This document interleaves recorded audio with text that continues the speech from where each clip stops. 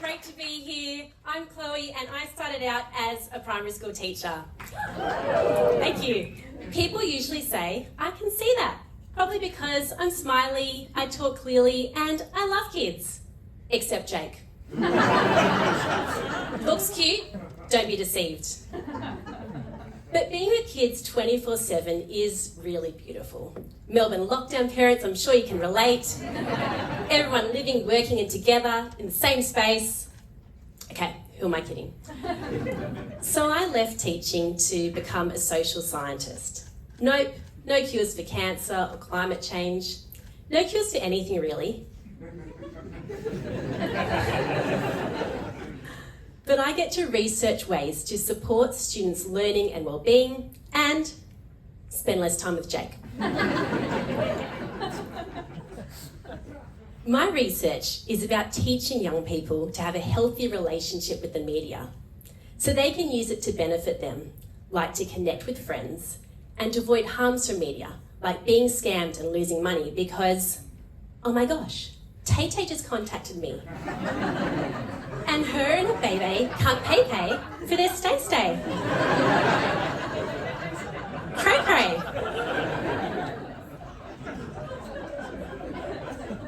My vision is for young people to be media literate. And this is needed because the media is everywhere and everyone engages with the media. This is a baby setting up their Facebook profile. I'm kidding. No one under 40 uses Facebook. And when I say media, I mean everything from the ad you see at a tram stop to social media like Instagram. It could look like this, and this pro-social game for a Year 3 boy. These days, young people aren't just getting their information from their parents and teachers, they're also getting it from the media. They're not just coming home saying, my teacher said. They're coming home saying, ChatGPT said. As an AI, I have access to a vast amount of information. And while parents and teachers hopefully act in the best interests of young people, the media has vested interests, and the impact can be financially and emotionally costly. Your 13-year-old daughter might be convinced from TikTok ads that she needs to buy expensive skincare products for her dry, haggard, aging 13-year-old skin. Soon, we'll be blaming Smash Collagen for the unaffordable housing market.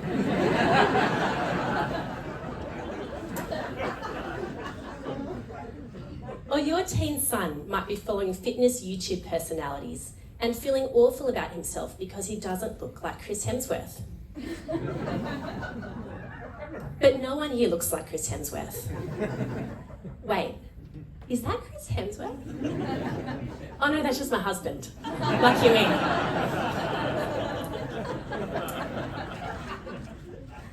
You might be thinking, well, isn't everyone influenced by the media? And you'd be absolutely right. But adolescents are particularly impressionable because of their raging hormones and tendency to do stupid things.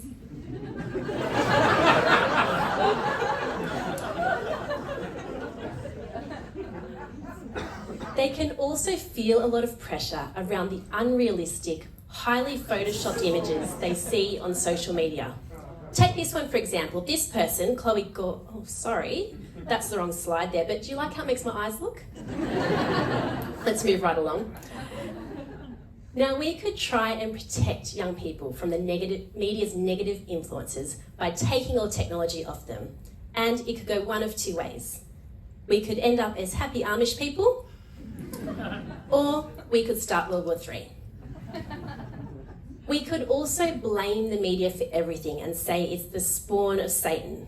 A bit like how in the 16th century we thought books could be confusing and harmful. That one probably would be.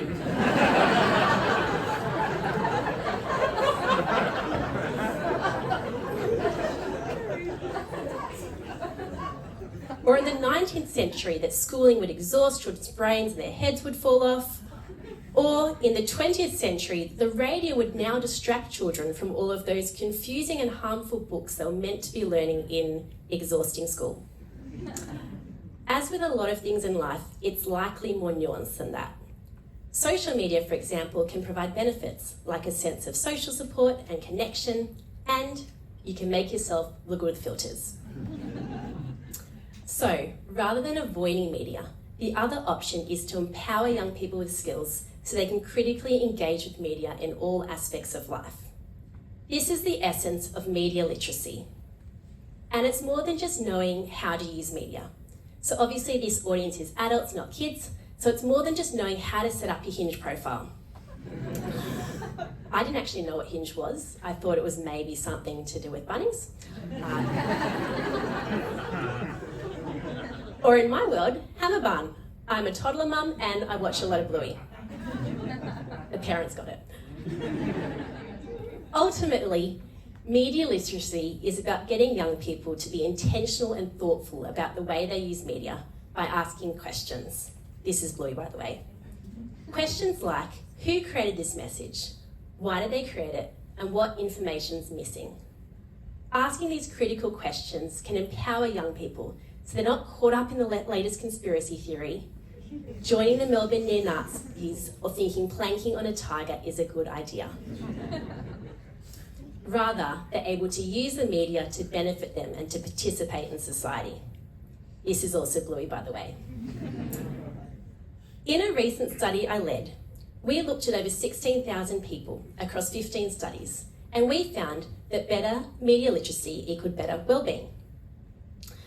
Now, wellbeing is not just green smoothies, yoga retreats in Bali, and consuming nothing but activated almonds, alkalized water, and cultured vegetables, whatever that is. It's about feeling good and functioning well. Another word for well-being is flourishing. And we all want to be that metaphorical garden that looks like this and not this, which happens to be my garden. But at least it doesn't look like this, which is my neighbour's garden. Savage, I know. Wellbeing is important because people who experience higher levels of wellbeing are more likely to view themselves and others more positively, be more engaged socially, and be more confident, optimistic, and better looking. So I made that last bit up, but it's not entirely false because we found that people who were better at asking critical questions about what they were viewing also felt better about themselves.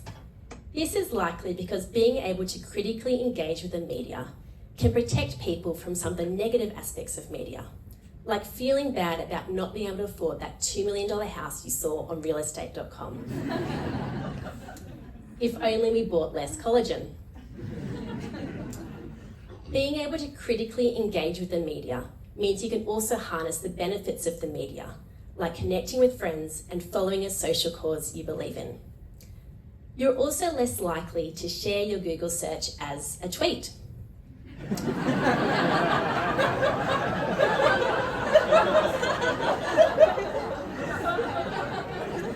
But there's no guarantees. We found that media literacy seemed to be helpful for everyone, regardless of age, gender, or where they live. We used a sample size of 16,000 people, but we need to do more studies to get a better understanding of this relationship between media literacy and wellbeing.